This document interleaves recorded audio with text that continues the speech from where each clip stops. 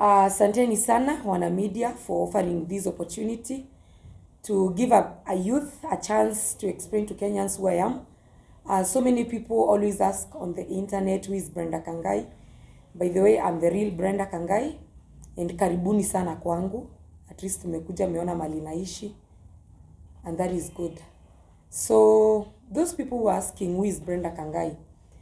Brenda Kangai is a young female politician. She comes from Mount Kenya region. I always call myself mtoto wa Mlima Kenya, ama msichana wa Mlima Kenya, or even those who would want to say the daughter of the mountain. That is good for you.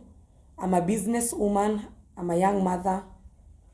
I believe in rule of law. I believe in democracy. I believe in human rights. Brenda Kangai is the person who speaks whenever there is something that a voice needs to be raised so that it can be rectified. And that's why I always stand whenever Kenyans needs me, especially this time when the high cost of living is pinching each and every Kenyan. I feel that Brenda Kangai amekuwa kwa hiyo front line. So with the description of who I am, I think Kenyans now know who is Brenda Kangai. And in fact, those people are asking for Brenda Kangai. Previously, I was not an internet girl. I didn't love social media. But due to public demand, I opened all social media accounts. So in case you want to know more about me, you can go on my Facebook, on my Twitter, on my YouTube, and and TikTok, and search who is Brenda Kangai. At least once a week you'll be getting one of my episodes. That is Brenda Kangai. Okay, Brenda, ni labda ulijiunga na siasa mwaka gani na labda ni kitu gani kilikupa motisha kujiunga na siasa?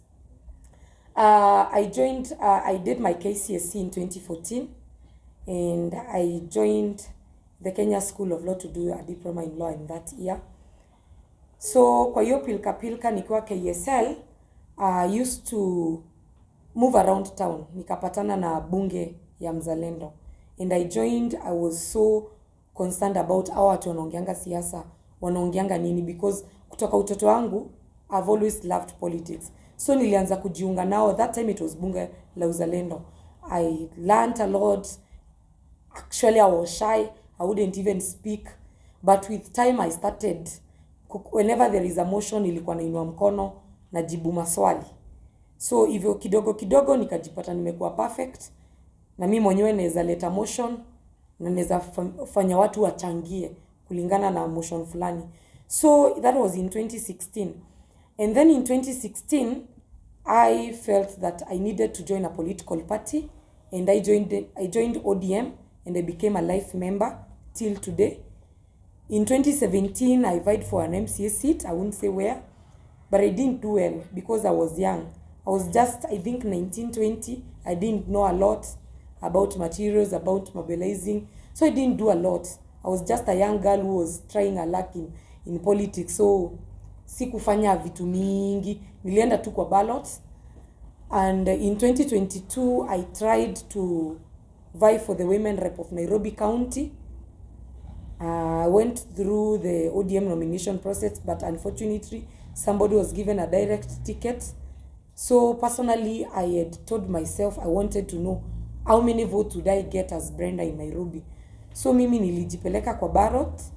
I went there as Brenda Kangai, and after kwenda kwa ballot, I got sick, so I didn't campaign. So many people didn't know me during the campaign period because after I did I finalized with IBC, sikupata hiyo chance ya kucampaign juu nilikuwa mgonjwa. So I was in and out of hospital. So yeah, but I say there is another day, kuna 2027, I'll be there, I'll be on the ballot. I think I get a chance to ask Nairobians for vote at that time. But saizi tunangangania uchumi. We are struggling to make sure that the cost of living is low, so that even the lowest person that who is in Mukuru Kayaba, ako Kibera, ako Mathare, can afford a meal a day. So at the moment, I am not campaigning, but I will vie for Nairobi Women Rep seat. But at the moment, we are helping Baba to ensure that Kenyans get an affordable life. Okay, Brenda, you've been supporting Raila for quite some time. You've seen him talking like Kenga pale TikTok ni Brenda everywhere. The last time juzi maandamano, last time tuliona gari ya baba ikapigwa mawe and you were there defending him, ukaongea, and so many people ask themselves, why did you do that? Does baba pay you to do that, or why did you decide to now to stand, you want to defend Raila Odinga and this? Okay, wacha niseme hivi. First, hiyo maandamano ya Friday, the first one, not the second one that baba terminated the Kamkunji rally. The first one, I was there. I went there with my car, and it was very peaceful. Let me just start by saying it was very peaceful, because tuliingia Kamkunji vizuri sana. Tukaanza kuongea kama vijana, tukapatiwa nafasi. Watu wakamaliza kuongea, Raila akakuja, akaongea na akatupatia chance. Actually in that rally I spoke twice, and everything was good until the police provoked innocent Kenyans who are speaking their voice. Everything was good. So kuna kitu naweza taka niseme about Raila Odinga paying us to support him. Raila Odinga is an international leader. He does not need to pay anyone for him to be supported. Whenever Raila raises a motion, he raises a motion that it's a motion to help people. It's a motion to bring change. So you find people of goodwill will finally join him. So what I want to say is that baba alipi mtu yoyote. Na by the way, mkiangalia hata nyinyi wana media, maisha imekuwa ngumu. Ile sukari tulikuwa tunanunua kwa enzi ya Uhuru na 250, it is 470. Unga imetoka 160, imefika 260. Ndio hiyo token ya 100 nikiweka kwa hii nyumba haiwezi maliza one day. Unanielewa? So hakuna mtu Raila anaambia aende kwa maandamano. Ni watu wanajitolea kwa sababu ya shida zao. Wakenya wamefinyiliwa, and Kenyans need to raise a voice.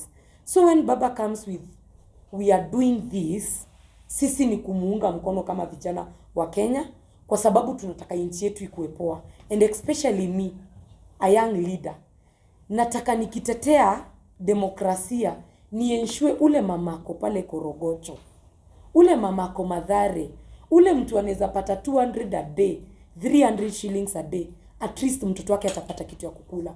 Huyo mtu atalala njaa. Cause tuangalie ukweli, tuseme watu wa media, ile kibarua kubwa sana Mkenya wa kawaida mwenye hajasoma anaweza pata, anapatanga kibarua ya 500 shillings, 300, ama ikienda sana on a good day 800. Surely sukari ndio imepanda, unga imepanda. Huyo mtu ako na watoto, ako na rent, atajisaidia aje? So we need to raise our voice. Regardless, hata kama by the way, wacha niwaambie, saizi hata Raila akienda akae kwa nyumba yake Karen, sisi tutatoka nje. Kwa sababu maisha ya Wakenya, it relies on the hands of the youths of this country. Baba amezeeka. In 10 years time atakuwa retire. Sisi ndo tutaachiwa nchi. You want to tell us witness tukikuja kufinyiliwa tuseme tumenyamaza juu baba yuko, baba ameretire? Hapana. Sisi hata kama Raila leo hii atakaa kwa nyumba yake, kama Wakenya tutatoka nje, tuende tuambie wananchi, tuende tukatetea haki zetu, tuende tukadai tulichoahidiwa wakati wa election. During campaign period, mimi niko naona Ruto akizunguka all over the country, anasema mimi nitasimamia mtoto wa Asla, nitashughulikia mama mboga, mtu wa boda boda nitamshughulikia, hii na hii nitashughulikia. But at the end of the day, huyo mtu wa boda boda ndio hana chakula, huyo mama mboga ndio hana chakula. So hatuwezi nyamaza, and as a young leader I have to get out. And in fact next week, si maandamano ni Wednesday, Thursday na Friday, mimi nitakuwa mstari wa mbele. I will be there, and I'm urging all the youth of this country, get out in large numbers, because if we won't stand out, we won't stand with our country, my friend, things are going to be worse. And the moment you realize somebody is a dictator, you don't baffle a big dictator with intelligence, you baffle him with bullshit. Okay, that's what you do. To add on that, you being umekuwa mstari wa mbele sana to support Raila, and this thing has been happening. Kuandamana ijaanza sahi. You guys have been doing that, and tujaona change. So maybe ni message gani uko nayo kwa Ruto now that bado next week maandamano iko na ni 3 days? Wacha niseme hivi, msiseme maandamano ina change. Maandamano iko na change kubwa sana. And in fact this country, it's where it is because of demonstration. Let me take you back to history. When we were fighting for the multi-party democracy, some of us we are not born, like me. But I am here. I read the history books. If watu hawakutoka nje wakapigana na huyo katiri alikuwa anaitwa Moi, wakapigania demokrasia, kungekuwa na chama moja saizi inaitwa KANU. So kuna watu ambao walijitolea, wakatoka nje, wakasema enough is enough. Kenya need 3, 4 or even 20 parties so that it can make bold decisions. And Moi was against that. Au watu wakapigana, Moi akakataa, wakaenda kwa maandamano. Ndio hiyo time walikuwa wanafanya sabasaba and what nini hizo vitu zilifanyika back in 1991, 92, 93 and finally multi-party ilizaliwa. So mwezi niambia maandamano ina fruit, maandamano iko na fruit. And in fact I'm telling you baba, maandamano ya siku 3 itakuwa next week. Next week but one demonstration will be Monday, Tuesday, Wednesday, Thursday, Friday, Saturday, and even Sunday we will not go in church. We will go to demonstrate until change is seen in this country, because all we want is change. Mimi by the way niwaambie leo hii Ruto akitusomea kuna unga 2 kgs. Unajua kuna watu wanataka unga ya 150. Mimi nataka unga ya 52 bob Ruto. Kama ukutaipata hiyo ndio nataka. 2 kgs at 252 at 52 bob. Mimi nataka sukari ya 160 bob. 1 kg at 80 bob. So I think mimi personally kama Brenda, I want that woman I represent. Huyo mama ako chini, akitoka kibarua, akitoka kufua nguo, mtoto wake anapata kitu ya kukula, mtoto wake anapata school fees. That is what I want. Na tutaambiwa hakuna pesa when money is being rooted day and night. Hatuwezi ambiwa nchi ina pesa. Kwani taxes na collectiwa zipelekwe wapi? And another thing, William Samoei Ruto, you lied to people, you are an hustler. Honestly. Sikuwe mzuri. Acha kudanganya na jina ya Mungu bwana. Unajua hata kama tutakupanish, Mungu siku moja anaweza kufanyia miujiza. Upate unadanganyana mdomo iende kombo. Okay, so Brenda, umesema unahitaji unga ya 52. Lakini rais alipoingia katika utawala alisema kwamba serikali ya handshake ileta hao madhara yote. Kwa hiyo akasema wapewe nafasi na Wakenya wakuwe na subira kwamba atarekebisha kila kitu na unga itashuka chini. There is something I love about when I hear people speaking about handshake.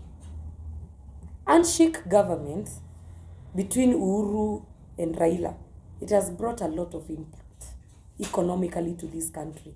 Only a fool cannot see.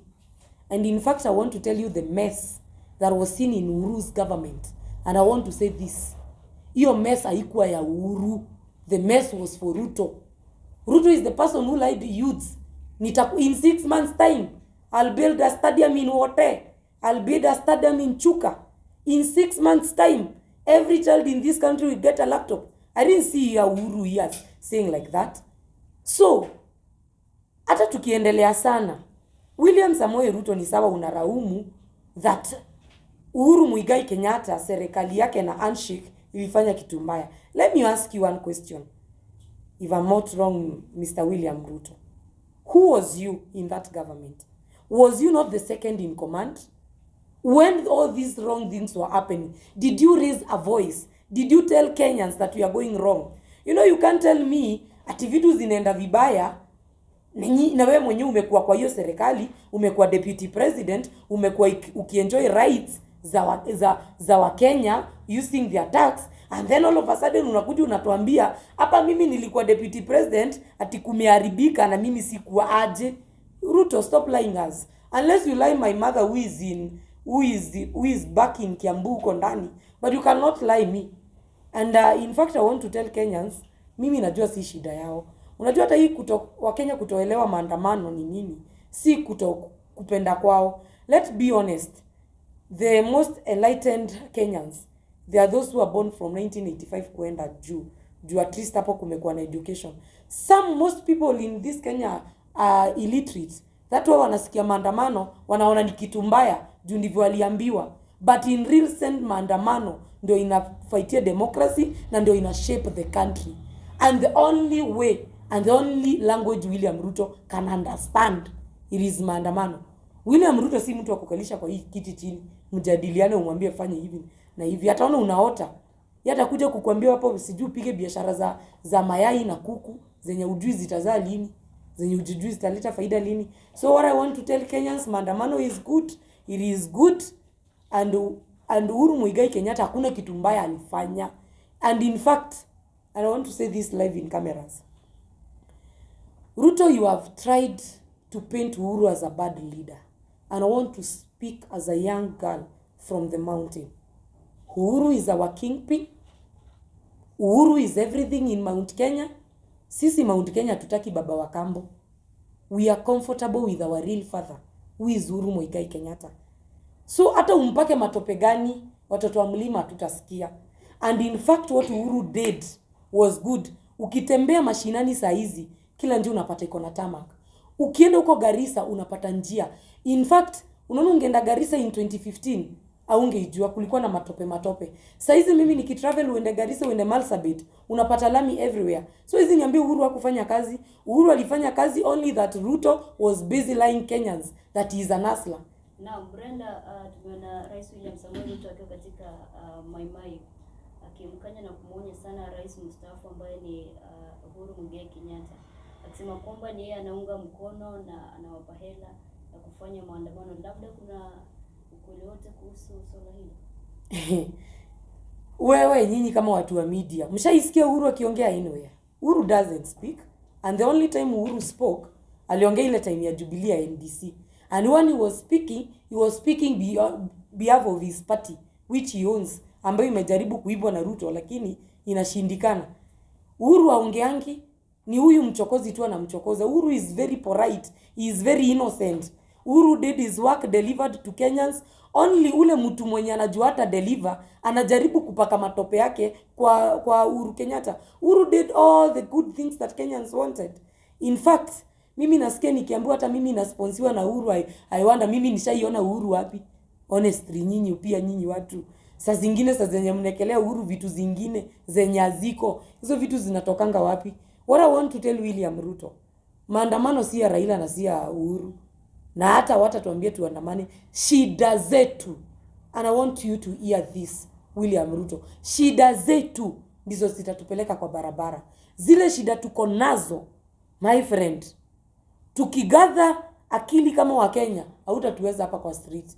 You better sort this issue in time before it gets worse. Because the moment entire Kenyans wata realize unacheza na akili zao, it won't be good. So what I'm asking, tupunguzie gharama ya maisha. Sisi hatuna haja na maisha yenu huko juu. Sisi tuishi ile life tunaweza afford. That is what we want. And to ask, after Mandamano, we saw the viral video of the Deputy President, and that is Gachagua, going on to say that Raila Amolo Odinga is damaging the country. He is maybe old enough to just stay at his home, retire, and, atulie too. So what is your thought on what Gachagua said? And number two is to ask, people out here say that probably Raila and Ruto are good friends, and the people who are fighting are the one who lack knowledge of all this going around. So what is your thought? Kwanza nataka niseme hivi. I hear somebody like Gachagua anaongea, me I even laugh. Sometimes you look at Gachagua and you wonder if he's an abnormal person addressing the country, or if he's a serious person. In fact, William Ruto, the first mistake you did in your government ni kuchagua Gachagua akiwa deputy wako.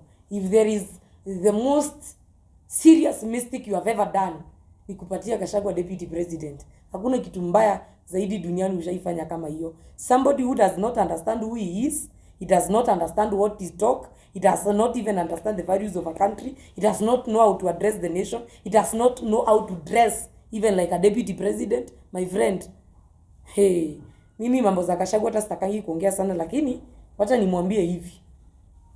Gachagua kutintu Uhuru kama kitu mbaya, anatintu Uhuru juu ya kingship ya Mlima Kenya.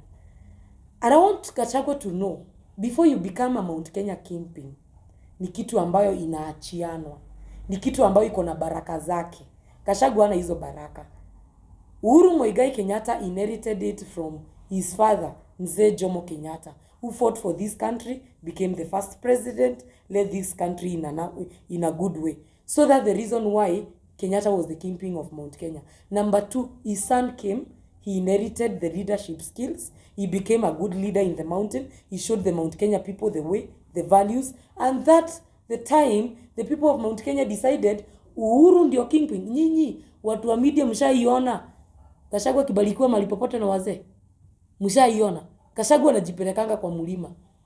And as a leader, you are taken by the wazee wa jamii kwa mlima, wanakunyunyuzia baraka, wanakupatia leadership na wanakuombea. Gachagua ile kitu ana fight pale Mount Kenya ni kingship. Hiyo kingship tu ndio anapigania. Na naambia Gachagua, Wakenya wakikuchagua kuwa na kuchagua juu ya kingship. Wakenya wakikuchagua ilikuwa na kuchagua juu ya change. So hizo siasa na sinema mingi, achana nazo. Tuachie sisi wasichana wadogo na vijana wadogo tupige siasa. Sarakasi si a deputy president. What to see a deputy president we are addressing the nation anakaa deputy president. For instance, ebu NBN Gachagua aende live. Muone kama kuna watu wanamsikizanga. People who wazima naongea nini? Nobody will listen to him. But when Uhuru used to speak, every person kwa soko unasikia akisema Unya anaongea, people stand and they are eager to hear what is this wise man saying, because whenever he spoke words of wisdom.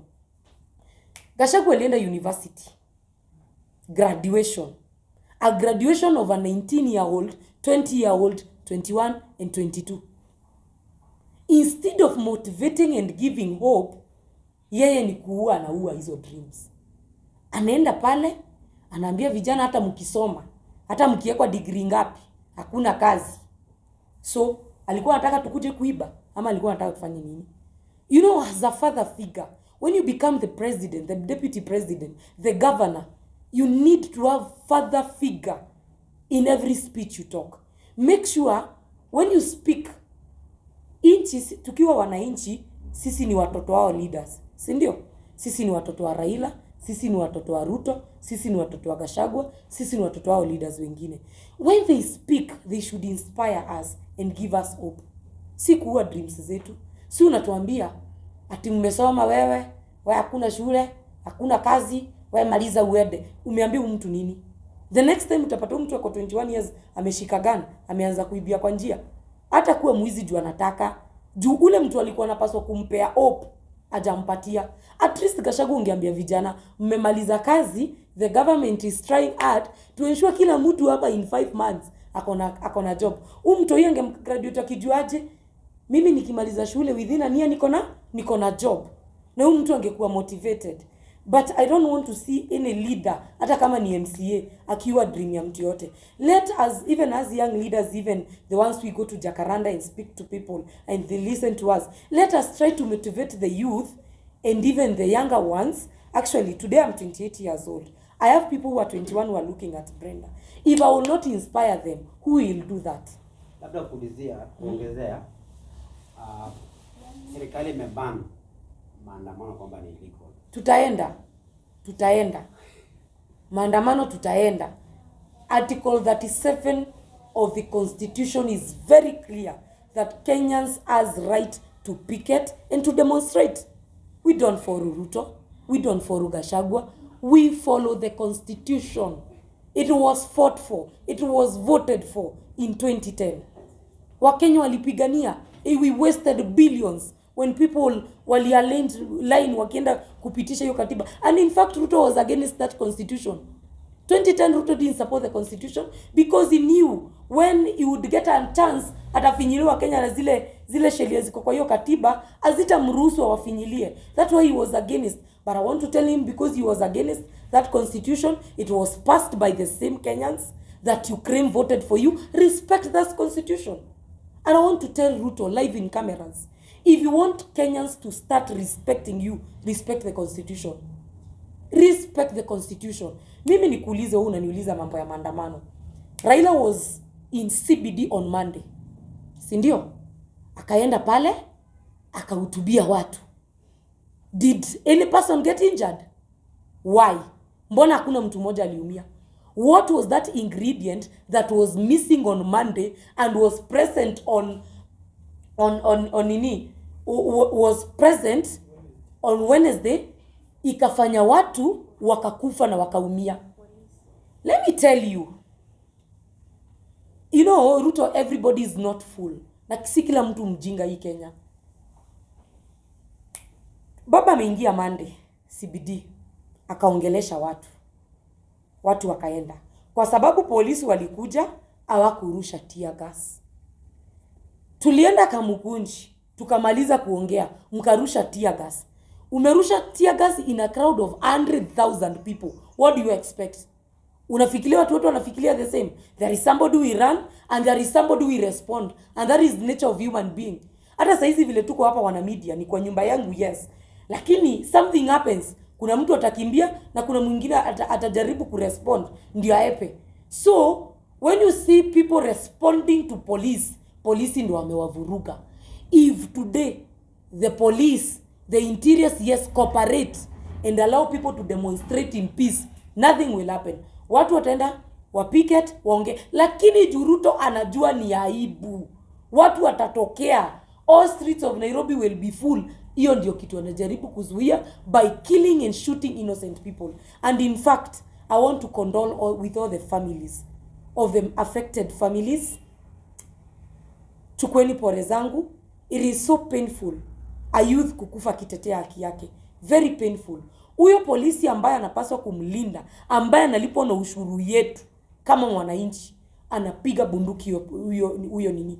And in fact, hebu niulize, mmeanika youth walipiga polisi na mawe. I don't know if it was real, because personally I went to maandamano, hivyo ni trouser tu nilikuwa nimevaa na t-shirt. Mimi nilienda kwa maandamano sikuwa na mawe yoyote. Let me ask, niliona video ikisacurate polisi wakichukua gas. Mbona wajaleta kwa news? Mbona mnasema polisi waliiba gas? Mbona mnasema polisi walitandika watu wanduthi? Mbona mnasema polisi waliuvunja pikipiki za wenyewe? Mbona unasema polisi wametandika wa mama innocent? Juu niko na hiyo video polisi akitandika mama innocent, mama ametoka vibarua zake. Let's speak and be real. Polisi ndio wanaumiza wa Kenya. Na si polisi wote. And I want to stand with police. Si polisi wote. Polisi wa Sugoi ndio wana misbehave. Those bandits who are taken from Baringo, hao ndio wanakuja kumisbehave. Unajua wameona Nairobi, wanaona ni London, wajui kutumia bunduki, hao ndio wanakuja kumisbehave. Other police officers are behaving well, but one bandit, two bandits who are paid by the goons in government, those are the people who are misbehaving. But in real sense, Kenyans are demonstrating peacefully. Kwani kuna Mkenya kwa na bunduki haina license? Hakuna. Mimi mwenyewe hata nanunua bunduki kufanya nini? I don't even know how to use, and I don't want. God is my protector. So mimi nikienda maandamano na bebana mimi, Brenda na mikono yangu hivyo peke yake. Unless polisi anivurugi hapo ndo naweza respond. Na mimi sina haja ya kurespond na polisi. I want him to protect me because he's paid with my tax. Ushuru yangu ndo imeweka huyo polisi hapo.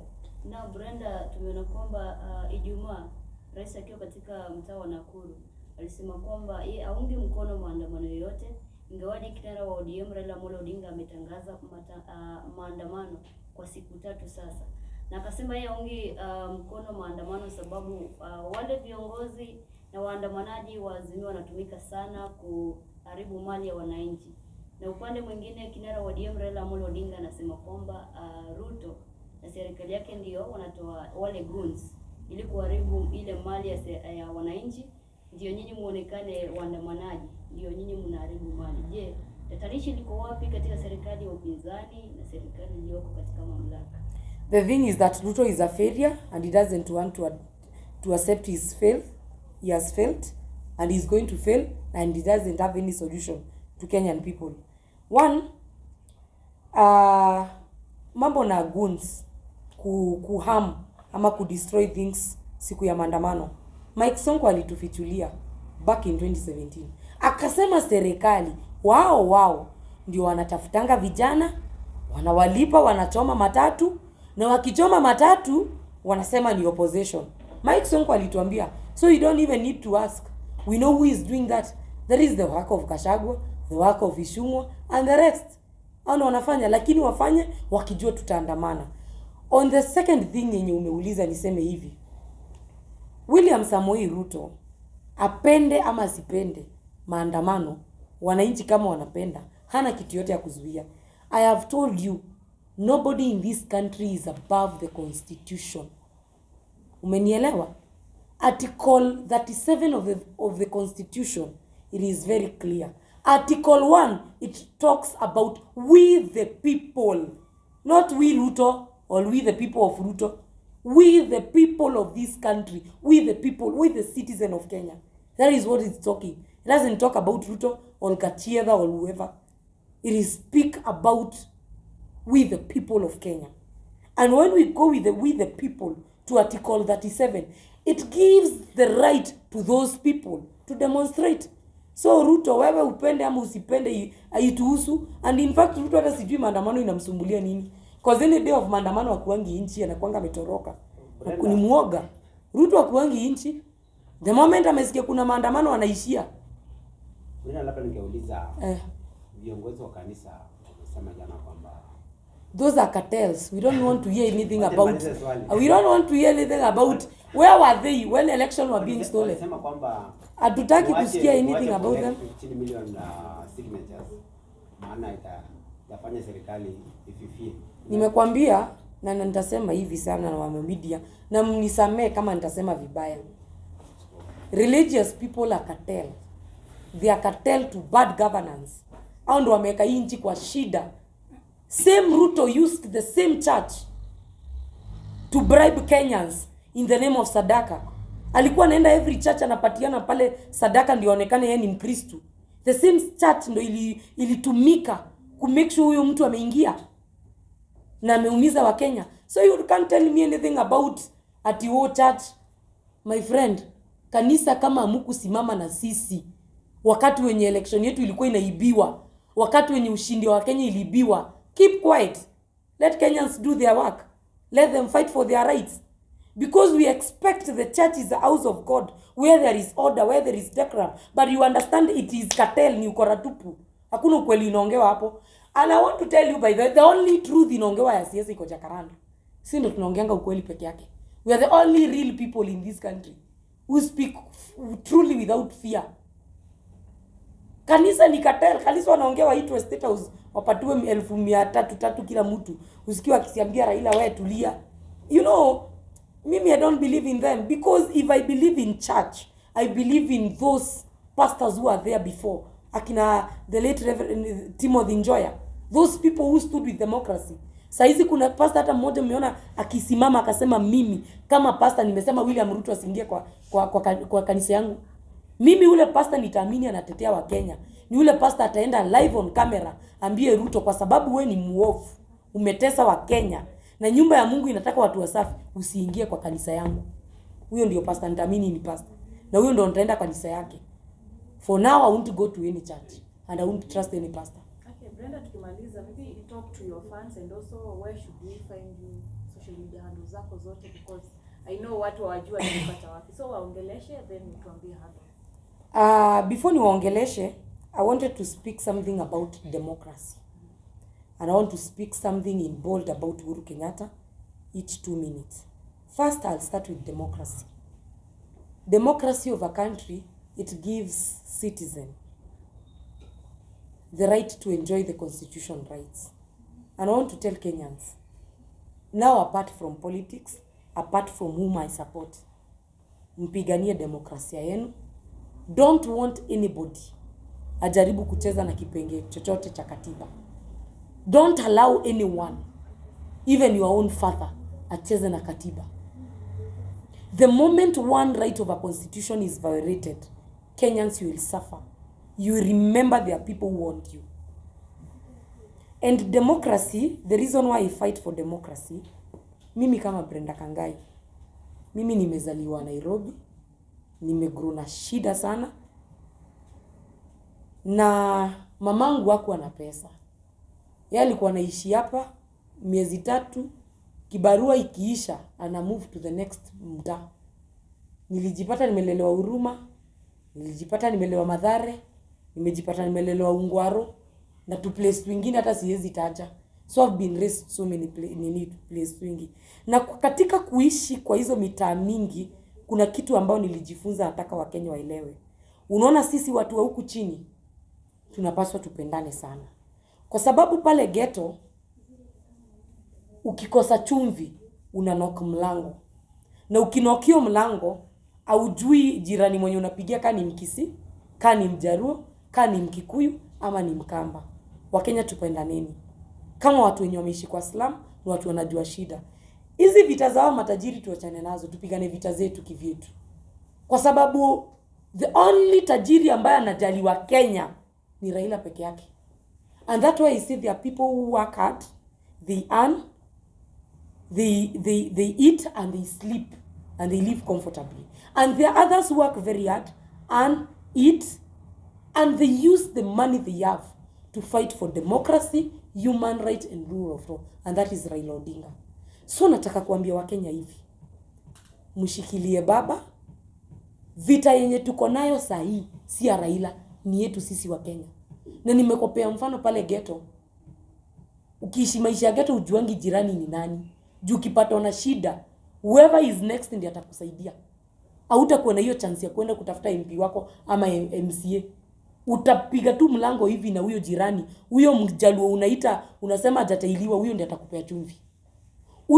Huyo Mkisii unasema ni mrogi, huyo ndiye atakupea nini? Huyo Mkikuyu unasema ni mwizi, huyo ndiye atakusaidia. So what I want to tell Kenyans ni tupendane, tukue na umoja na tupiganie nchi yetu, tukae tu na umoja.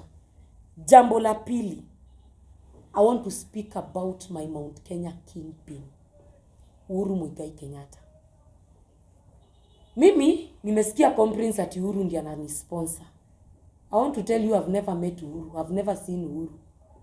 The only place I see Uhuru ni akiwa kwa rallies. I've never even shaken hand with Uhuru. And it doesn't mean because I speak as the daughter of the mountain, lazima nikuwa aligned na Uhuru. I speak because I find reasons why I should speak. That is reason number 1. Number 2, hata nikimit na kingpin wangu, kwani kuna shida yoyote? If I meet with Mount Kenya kingpin, there would be no any other problem. At the end of the day, mimi hata naweza taka nipatane na Uhuru anipatie political blessings. At the end of the day, is the father of Mount Kenya. Is the person who should bless every leader in Mount Kenya. Na unaona Gachagua alikataa kubarikiwa na yeye. Angalia vile anahangaika. Angalieni vile Gachagua anahangaika. So mimi hata nikiona Uhuru ni vizuri, anibariki, anipatie political blessings, maybe nikivai 2027 women rep Nairobi County, nitakuwa na baraka zake, nitashinda. Ndio niweze kushughulikia wasichana wa ghetto. Kitu ingine, Uhuru, fight for Jubilee. Don't leave Jubilee in the hands of thugs. Fight for Jubilee. Kick whoever is not doing the right thing. And I'm calling upon Uhuru live on camera. Itisha NDC ingine ya Jubilee. Na hii NDC isikuwe ni NDC ya upole, ikuwe ni NDC ya fujo. Hapo hatuendi kunegotiate na upole. It is either you are in Jubilee fully or you go out. Na hapo Uhuru acha kuapply diplomacy. Ati tunaenda kwa register of political party. Uhuru, kama umeshindwa kutoa Kanini, Kega na Sabina, mimi nipatie hiyo kazi, nitakutolea wao.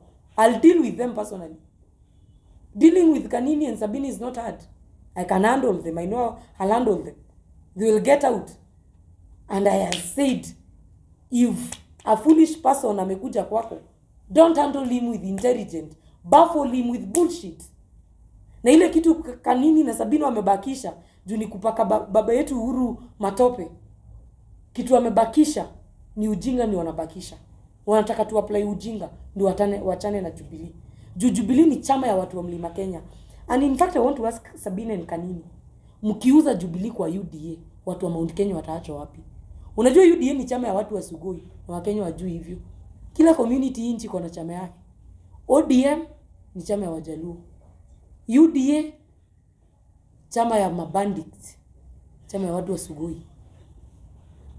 Jubilee chama ya watu hardworking, the most hardworking people in this country, senior business people and intelligent people of Mount Kenya. Chama ya Wakamba, ule mtu ametudhibitishia kwamba si muoga.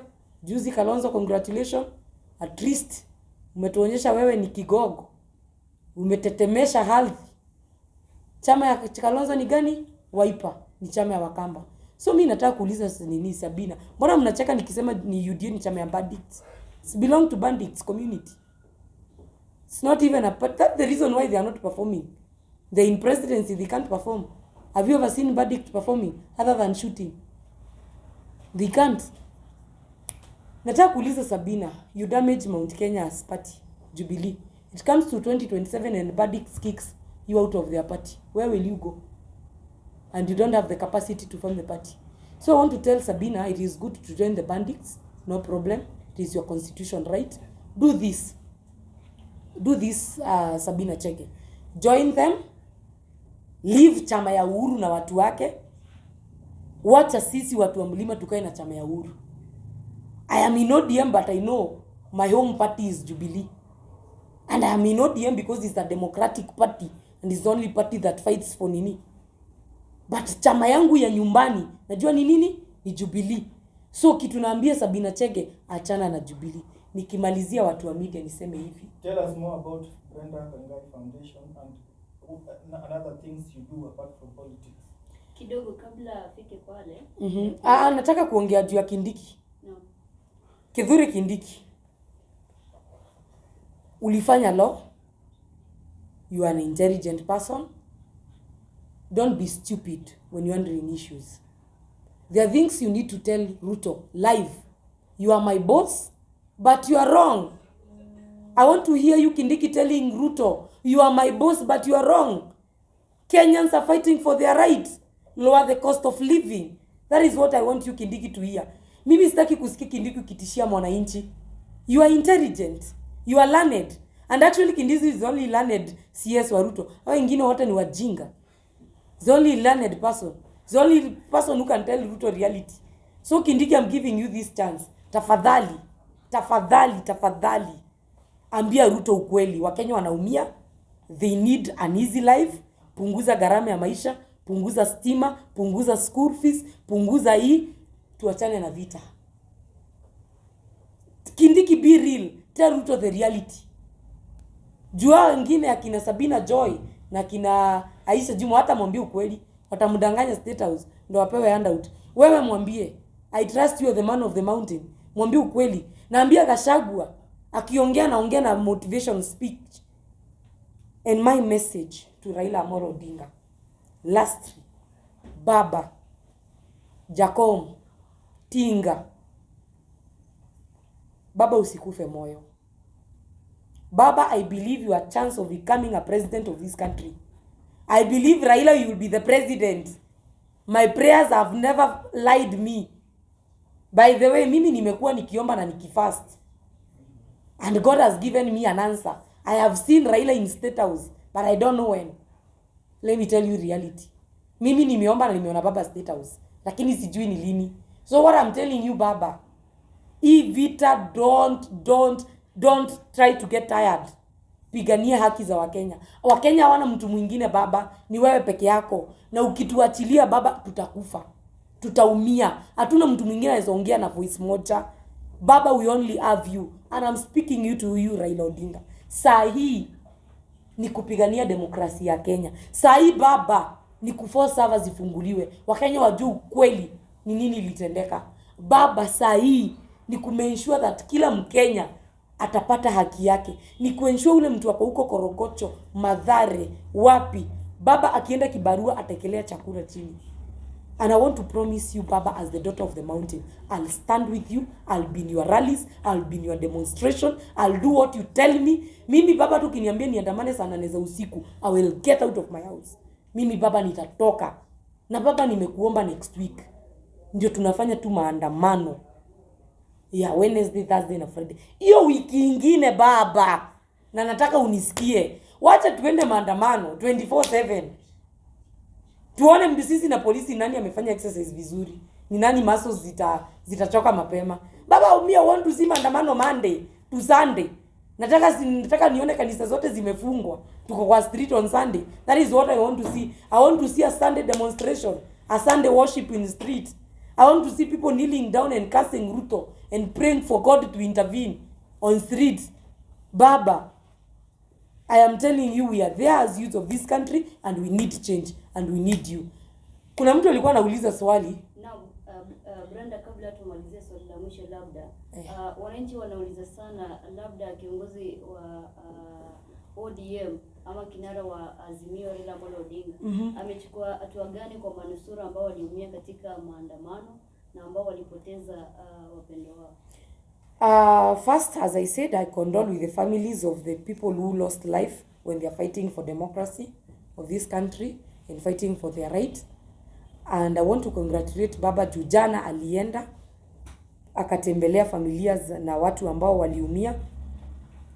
So I know Raila Odinga is a man who stand with truth.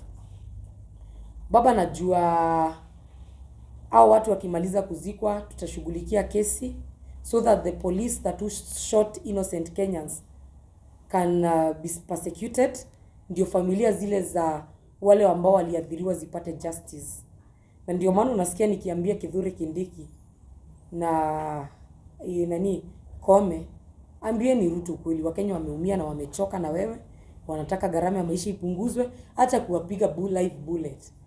Wapunguzie tu gharama ya maisha. Imagine saizi unga ikishuka ifike 100, watu wataenda kwa street. Just imagine it's that simple, na ndio kitu imeshinda Ruto. And I want to repeat, if William Ruto you listen to the voice of Kenyans, why can't you scrap that finance bill 2023? If you really listen to Kenyans, juu wote wa Kenya wote, mimi nilitembea Gikomba na nyinyi wana media, mkasikia maoni wananchi walikuwa wanaikataa. Mbona William Ruto au kuitikia kuscrap hiyo nini, kukataa hiyo bill? It means you are dictator, you don't listen to the people. Wacha nijibu swali ya ule jamaa. Nimwambie hivi. Ulikuwa unauliza aje by the way? Nimesahau. Apart from politics, what else do you do, and tell us more about Brenda Kangai Foundation? Okay, this house, it acts an office. Sometimes it's a storage place where I even store my business equipment. But most of the times, Brenda, she runs a foundation, Brenda Kangai Foundation. Na si lazima nikisaidiana nionyeshane kwa kamera. Mimi si mtu asugui. Mimi nikienda kwa slum impact life ya mtu si lazima nionyeshane. So I want to say that I run a foundation where I help girl child, I empower them. Foundation yangu si ya kusaidiana na pesa sana sana. It's for bringing hope to people. That's why unaona tuko na viti mingi. You come here when you are stressed. Some people come here, they tell me, Brenda, nataka kujiua. You make them sit here. You cry together, you listen to them. I don't know how to offer professional counseling. There is a madam who assists me. Juu unajua kuna zile kesi mimi naweza handle na kuna ile kesi kwa extreme yenye huwa si handle. Nikiona kesi ni extreme, it needs a professional person. There is a person who offers professional counseling like 6 sessions or 8 sessions. Anakuja anakaa na yeye, anaongea. We try to solve part 1, part 2. More kitu nataka kusema, kusaidia mtu si kumpea pesa. Kusaidia mtu ni kujaribu kuchange your mindset ambayo yako nayo. For instance, the single mothers we have in slums. Mtu amefukuzwa na bwanake, ako na watoto 5, ana mahali pa kuanza life. Kitu ya kwanza, hata ukipea huyu mtu pesa kidogo, hata kuomboa nyumba, juu ako na stress. What I should do as Brenda Kangai ni kushika huyo mtu, ni muongeleshe, kwanza akili zake zirudi into senses. Ndio hata kama kuna mchango kidogo yenye anaweza saidiwa, akiipata kidogo aweze kujipanga nayo. So I want to tell the people, the young leaders, na ndio nasema tuko na kibarua. Whenever you spot a problem, try to sort it, try to solve it. Try to ensure that hii shida yenye imepatikana, mimi naweza ishughulikia by offering counseling and offering help. Usifanye kama vile mwingine, sitaki kuwataja kwa kamera, you pick somebody, you give that person 50,000. Huyo mtu ni kujinyonga, alikuwa anajinyonga. So it means atakula hiyo pesa naenda jinyonge. Kitu ya kwanza ni umcancel, umtoe kwa hiyo mindset, umuonyeshe life is good. Na si lazima uishi hiyo maisha mzuri. By the way, mimi niko na ofisi nyingine iko Huruma, niko na ofisi huko Mkuru Kayaba, na niko na ofisi nyingine iko Utawala. And they are all my offices, and we go there, we behave as normal people. So what I want to say, humanity haina price tag. Humanity is something small you do to impact somebody's life. So I have a Brenda Kangai Foundation, and apart from Brenda Kangai Foundation, unaweza nipata kwa mtandao kama Brenda Kangai on YouTube. By the way, sijui kama mnaweza taka kunisupport, sijui channel zangu as grow. I think I don't post regularly, but I'll try due to public demand. You will get me on Facebook as Brenda Kangai. You'll get me on Twitter as Brenda Kangai. You'll get me on YouTube as Brenda Kangai. And you'll get me on Instagram as Brenda Kangai. Go and follow me. And to Nairobians, 2027, I'll be vying for the women representative seat. It is very clear I'll vie. I'll fight for you. I'll be honest. I'll be loyal to you. Na mimi uongozi wangu hautakuwa wa watu wa uptown. Uongozi wangu utakuwa wa watu wa slum, mali nilitoka. The people I have the same ideologies with, hao ndio nitaongoza. So thank you so much for inviting. Anybody with a question? Maybe there's somebody abroad or somebody who is not with us here who want to get in contact with you. Maybe somebody want to support you. By the way, watu wanaulizanga namba yangu. Hebu niwaambie. Namba yangu haina shida, I'll give you. Bora so mnajua vile mnafanyanga, mnapigia mtu mkimwambia, ni aje. Msifanye hiyo. But I'll give you my number. You can WhatsApp, you can call, or you can text. But calling si sana because I don't know, it's an office call. So sijui kama itachukuliwa.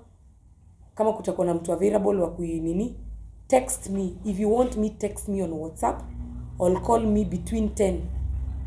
Kutoka 10 asubuhi hadi 6 jioni. My number is 0721 24 11 34. 0721 24 11 34. Kitu ingine nataka kusema niseme hivi.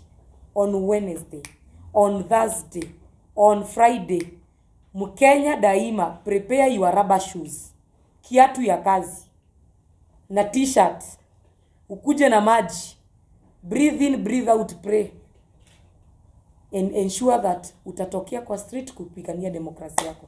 Na wana media, naweza ombea nchi? Can I pray for the country?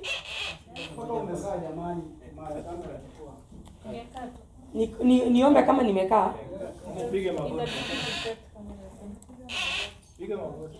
Acha niombe kama nimepiga magoti.